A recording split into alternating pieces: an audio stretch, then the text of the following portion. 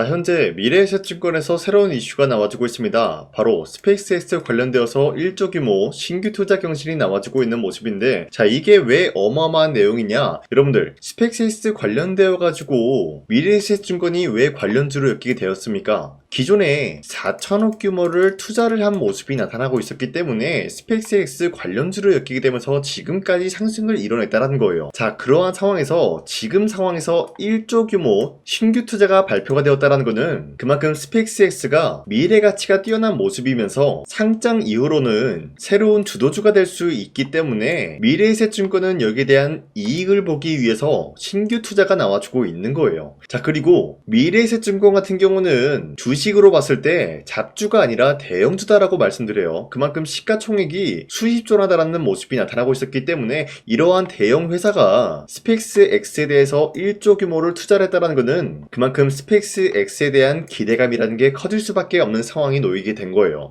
자, 그런데 기본적으로 주가는 뭐 때문에 움직인다? 기대감에 의해서 형성이 된다는 거예요. 자, 그리고 이뿐만이 아니죠. 현재로서 일론 머스크가 촉박하게 스페이스X 같은 경우를 6월달에 상장을 고집을 한다라는 건데, 자, 여기서 포인트가 이거죠. 왜 6월달에 상장을 고집을 하냐? 자, 내용을 살펴봤더니 6월달에 자신의 생일과 희귀유지 현상이 겹치게 됨으로써 6월달에 무조건 상장을 해주겠다라는 이슈가 나와주고 있었던 거예요. 자, 그리고 스페이스X에 대해서 최대 500억 달러 규모를 조달함으로써 이러한 목표를 내세우고 있다는 건데, 자, 그러면은 우리가 이러한 내용을 봤을 때 확인할 수가 있는 게 무엇이냐? 바로 6월달에 스페이스X가 상장이 된다라고 할 경우에는 2026년도 하반기부터로는 스페이스X 관련주가 주도 섹터로 등극이 될 수밖에 없다라는 것을 확인할 수가 있었습니다. 자, 그러면은 지금 전체적으로 봤을 때 스페이스X 관련주들이 상승에 대한 포지션이 나왔기 때문에 우리가 지금 투자하기는 약간 애매한 모습을 보유하고 있어요. 자, 그렇기 때문에 우리가 아직 상장이 되지 않은 스페이스X 관련된 그런 종목을 찾아야 된다라고 말씀드리면서, 자, 이 부분은 여러분들한테 잠시 후에 말씀드릴까 하는데, 자, 우선은 미래에셋증권에 대해서 추가적으로 말씀드리겠습니다.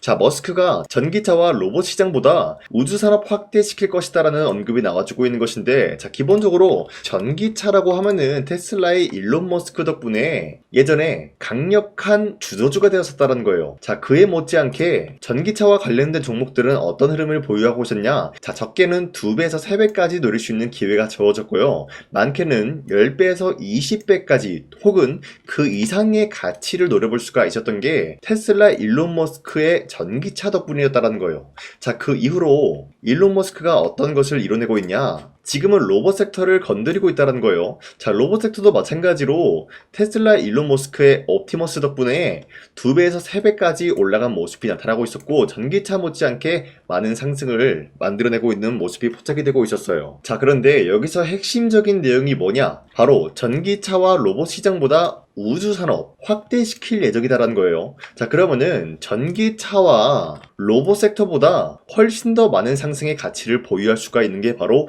우주산업 스페이스X가 될 수밖에 없는 흐름이다라고 말씀드리는데, 자, 여러분들 스페이스X 관련된 종목들이 지금 저점 대비해서 아직까지 2배에서 3배 상승이 나왔다는 거예요. 자, 그런데 주가는 앞서 말씀드렸다시피 뭐 때문에 올라간다고 했죠? 기대감이라는 것에 의해서 형성이 된다라고 말씀드린 만큼 2배에서 3배가 아니라 이번에 스페이스X 관련된 종목들은 20배에서 30배까지 노려볼 수 있지 않을까라고 풀이가 되고 있는 것이에요. 자, 그로 인해서 미래에셋증권이 지금 현재 저점 대비해서 3배 상승이 나왔지만 아직까지도 매도할 시기는 아니다라고 말씀드리고 싶습니다. 자, 그리고 현재 코스피가 6,300원 라인대 찍어준 이후로부터는 횡보 중에 있는 모습이 나와주고 있습니다. 자, 그렇다라고 하면은 어디까지나 지금 시점은 주도 섹터들이 흔들리고 있는 모습이다라고 말씀드리면서 새로운 주도주가 나와주고 있다는 거예요. 자, 그러면은 지금 시점에서 우리가 아무 종목이나 공략을 하게 될 경우에는 수익을 본다라기보다는 손실을 볼 위험이 있다라고 말씀드리겠습니다. 자, 그렇기 때문에 여러분들 더 이상 아무런 종목 공략하시고 손실 보지 마시라고 저 강산이가 4월 9일 보시면은 종가 베팅을 통해서 여러분들한테 3가지 종목을 선정해드리고 있었는데, 보신 바와 같이 2시 12분에서 14분 사이에 3가지 종목 나갔습니다. 이 시간대 여러분들한테 종목 선정을 해드리고 있는 이유가 어디까지나 종가 베팅이라고 적혀있는 만큼 종가의 이 종목들 공략을 하시고 다음날 자율적으로 매도하라고 말씀드리고 있는 거예요. 자, 그리고 이런 종목들은 여러분들한테 아무런 종목을 공략해드리는 것이 아니라 새로운 주도주까지 될 수가 있다, 이런 흐름을 노려볼 수가 있다라고 말씀드리겠습니다. 있습니다. 자, 그로 인해서 첫 번째, 대한강통신 같은 경우는 현재 전 세계적으로 AI 데이터 센터가 수요가 증가가 되고 있는 상황에서 기본적인 케이블이 아니라 광통신으로 전환이 되기 때문에 여기에 대한 수혜를 받을 수밖에 없었다라고 말씀드리겠고요. 두 번째, 신성 ENG 같은 경우는 삼성과 SK가 팹 공장 준공을 대해서 재개 소식이 나오면서 자연스럽게 기대감에 의한 매수세가 유입이 될 수밖에 없었다라고 말씀드리겠습니다. 자, 그리고 마지막으로 파워넷 같은 경우 테슬라의 인산철 배터리 교체 수혜를 받을 수밖에 없었기 때문에 마찬가지로 기대에 의한 매수세가 유입이 될 수밖에 없었다라고 말씀드리는데,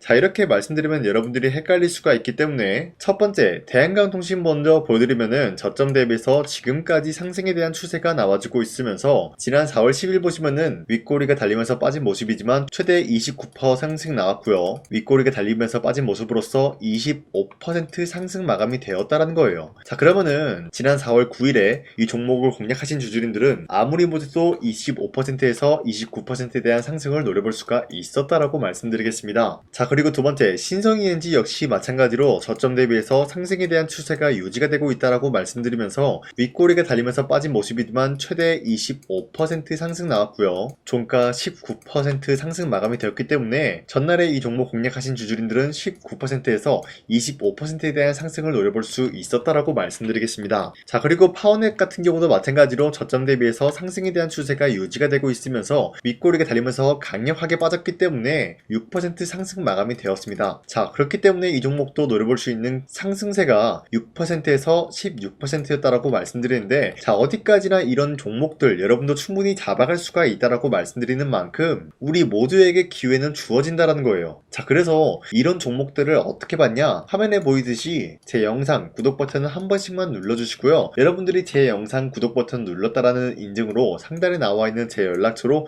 구독이라고 문자 한 번씩만 보내주시면요, 여러분 모두한테 이런 종목들을 공략해드리고 있기 때문에 우리 함께 이런 종목 선정 받아갔으면 좋겠습니다. 우선 제 영상에 구독과 좋아요 이거 한 번씩만 눌러주시길 바라겠고요. 지금까지 제 영상을 끝까지 시청해주신 우리 주주님들한테 제가 한 가지 선물을 드리고 싶어서 말씀드리겠습니다. 자, 우선은 그 선물을 드리기 전에 제가 여러분들한테 그동안 어떤 종목들을 공략을 해드렸는지 잠깐 말씀드릴까 하는데요. 제가 여러분들한테 2024년도 11월 4일 이때 하나오션 27,000원 라인대 추천해드린 거 아시는 분들은 아시는데요. 자, 이러한 내용을 여러분들한테 문자받아 사이트를 통해서 대량으로 문자를 발송했었던 내역이 그대로 남아있어요. 자, 보신 바와 같이 2024년도 11월 4일 오전 8시 28분에 장 시작하기 전에 여러분들한테 하나오션은 강산이 상반기 히든 종목으로서 무조건 공략을 해야 되는 종목이다 라고 말씀드렸어요. 자, 이때 매수가 27,000원 라인대를 잡아드리고 있었던 이유가 이때 당시 미국의 군함 대규모 발주 소식과 트럼프가 동맹국을 이용할 것을 예고하고 있으면서 한국 조선기업은 큰 수혜를 입으면서 주도 섹터로 전환이 될 수가 있는 흐름이다 라고 말씀드렸는데, 자, 이때 보신 바와 같이 발신번호 상단에 나와 있는 제 연락처랑 일치한 모습을 확인할 수가 있습니다. 자, 이 번호를 지금까지 쓰고 있는데 이때 당시 문자가 423건 발생하면서 우리 구독자 423분, 이분들은 하나오션 매수가 27,000원 라인을 공략을 해야 된다라는 문자를 받아오셨을 거예요. 자, 이뿐만이 아니라 두 번째, 이슈페타시스 같은 경우도 마찬가지로 2024년도 12월 12일 21,000원대 라인을 공략을 해야 된다라고 말씀드렸는데, 자, 보시면 이때 종목 선정을 해드리고 있었던 이유가,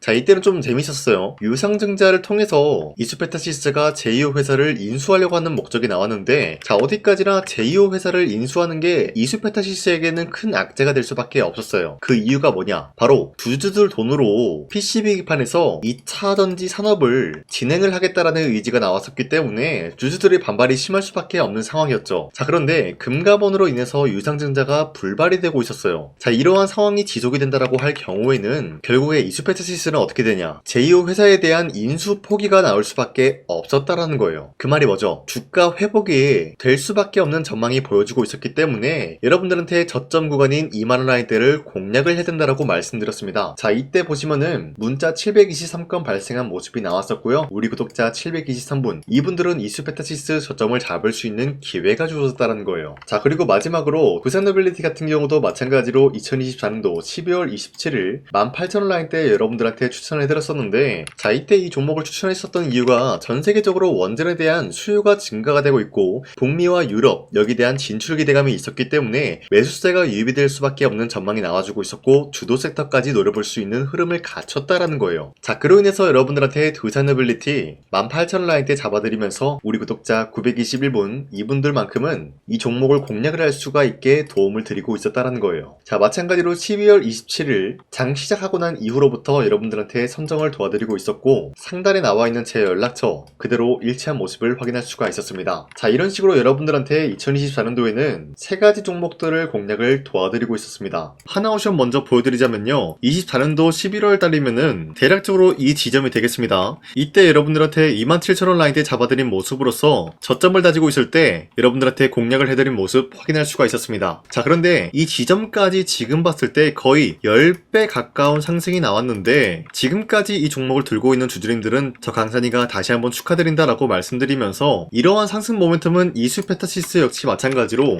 24년도 12월 12일 이때가 바로 이 구간이었는데 이 종목도 마찬가지로 저점 대비해서 6배 이상의 상승을 만들어 나가고 있는 모습이 나타났습니다. 자, 그뿐만이 아니라 두산에빌리티도 24년도 12월 27일 바로 이러한 부근이었는데 이때부터 지금까지 확인해본 결과 거의 4배에서 5배 상승까지 충분히 노려볼 수 있는 흐름을 만들어 나갔습니다. 자, 어디까지나 이런 상승에 대해서는 상승 모멘텀이 굉장히 중요하다라고 말씀드리면서 여러분들이 24년도에 하나오션과 이수페타시스, 두산에빌리티 이 세 가지 종목을 놓치셨다라고 하면은 전혀 아쉬워할 게 없다라고 말씀드리겠습니다. 자, 오늘 말씀드릴까 하는 종목도 이러한 상승 모멘텀을 충분히 갖출 수가 있는 종목이다라고 말씀드리겠고요. 제가 오늘 말씀드리고 있었던 3배 이상 폭등을 기대할 수 있을 만한 그런 종목 바로 말씀드릴까 하는데요. 자, 오늘 이게 말씀드렸던 제가 3배 이상의 폭등 랠리를 만들어낼 수가 있는 그런 종목이다라고 말씀드린데요. 사실상 장기간 동안 하락의 추세가 나와주고 있는 모습이었지만 거래량 보면 알 수 있듯이 세력들이 하락세가 돌입이 된다라고 하더라도 쓸어담고 있는 모습이 나타나고 있습니다.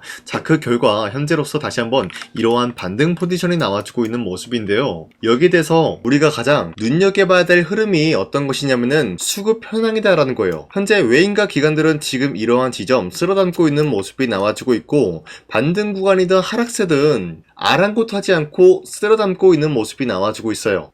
자, 어떻게 보면 이러한 구간이 매집 구간이다라고 말씀드릴 수가 있는데요. 이 종목이 어떤 종목인지 분석을 해본 결과 굉장히 충격적인 결과가 나왔다라는 거예요. 바로 현대차와 테슬라 같은 경우가 로봇 산업에 대해서 경쟁을 하는 구도가 나와주고 있습니다. 보신 바와 같이 현재로서는 현대차의 아틀라스 그리고 테슬라의 옵티머스 같은 경우가 각자의 기술성이 전 세계적으로 인정받고 있는 모습이 나와주고 있는데 테슬라는 어디까지나 로봇 섹터가 두 번째 기획이었죠. 자, 첫 번째는 기본적으로 전기차였고요. 두 번째는 로봇, 그리고 마지막으로 스페이스 항공 관련되어 가지고 단계별로 성장성이 뚜렷한 모습을 연출하고 있어요. 자, 그런데 이러한 상황 속에서 현대차가 로봇 관련되어서 기술력을 뽐내고 있다는 것은 테슬라가 이를 견제하기 위해서 어떤 것을 만들어낼 것이냐? 당연히 로봇에 대한 시장 선점을 위해 나서기 위해서 분주하게 움직일 수밖에 없는 상황이 나타난 거예요. 자, 그러면 기본적으로 어떤 일이 발생이 되냐? 로봇에 대한 수요는 증가가 될 수밖에 없는 상황이다라는 거예요. 자, 그러면은 로봇의 수요가 증가가 된다라는 거는 기본적으로 로봇에 들어가는 부품 같은 경우도 수요가 증가될 수밖에 없는 상황이 나타난 것이죠. 자, 그런데 로봇에는 액추에이터 등등 굉장히 많은 부품이 들어가는데 그러한 부품들 중에서 우리가 한 가지 종목을 선정을 한다라고 할 경우에는 막대한 상승세를 노려볼 수 있는 기회까지 주어진다는 거예요. 자, 그런데 이러한 로봇 산업에 들어가고 있는 메모리 기술이 바로 LPDDR5다라는 건데 이러한 기술력을 쉽게 말씀드려서 정보를 처리할 수 있는 능력을 갖추고 있는 것이 바로 LPDDR5다라는 거예요. 자, 앞서 말씀드렸다시피 로봇에 대한 수요가 증가가 된다라고 하면은 기본적으로 부품 같은 경우도 수요가 증가가 된다라고 말씀드렸는데 현재로서 DDR5 같은 이런 메모리 카드가 수요가 폭증이 됨으로써 가격 또한 마찬가지로 폭증이 되고 있다는 거예요. 자, 실질적으로 8만원에서 10만원대 하던 메모리 카드 같은 경우도 현재로서는 수요 폭증에 따라서 40만원에서 50만원까지 가격적인 부분이 4배에서 5배나 상승이 되고 있는 모습이 나타나고 있다는 거예요. 자, 그러면은 사실상 메모리 관련된 종목을 지금 매수한다라고 할 경우에는 이미 고점에서 매수한 거나 다름없기 때문에 DDR 관련된 종목을 지금에서 공략하기는 굉장히 버겁다라는 거예요. 자, 하지만 로봇에 들어가는 것은 기본적으로 LPDDR5만 있는 게 아니라 2170 배터리도 대량으로 탑재가 될 수밖에 없다라는 거예요. 자, 그런데 지금 상황에서 우리가 2170 배터리 관련주를 잡기에는 너무나 많은 종목이 있다라는 거예요. 자, 하지만 그럼에도 불구하고 우리가 21700 배터리 관련주를 반드시 공략을 해야 되는 이유가 뭐냐면요, 바로 테슬라의 로봇 관련주는 지금 일론 머스크가 계획을 하고자 하는 방향성의 두 번째 섹터라는 거예요. 자, 그리고 앞서 말씀드렸다시피 일론 머스크의 마지막 계획은 바로 우주 스페이스, 우주항공 관련된 기술력을 보유를 하는 것이 목적이다라는 거죠. 자, 그런데 스페이스X에 투입이 되고 있는 것이 바로 21700 배터리이기 때문에 2170 배터리의 수요는 앞으로도 점차 증가가 될 수밖에 없는 상황이기 때문에 우리가 2026년도 반드시 잡아야 될 종목은 2170 배터리다라고 말씀드리겠습니다. 자, 그런데 기본적으로 2170 배터리 관련주를 아무 종목이나 공략을 하는 것이 아니라 국내 소부장 기업들 중에서 테슬라의 2170 배터리를 만들기 위해서 필수한 기술력을 납품을 해주는 기업이 있다는 거예요. 자, 그런데 이러한 기업의 성장성은 앞으로도 분명히 뚜렷할 수밖에 없는 게 앞서 말씀드렸다시피 전기차에도 들어가고 있고 로봇 섹터에도 들어갈 수밖에 없는 흐름 만들어냈다라는 거예요. 자, 그뿐만이 아니라 스페이스라는 막대한 사업에도 투입이 될 수밖에 없는 흐름이다라고 말씀드린 만큼 우리가 국내 이 기업을 반드시 공략을 하게 될 경우에는 막대한 상승세를 노려볼 수가 있다라고 말씀드리겠습니다. 자, 이러한 구조가 있었기 때문에 여러분들한테 이렇게 말씀을 드리고 있는 것인데, 현재 이러한 구간에서는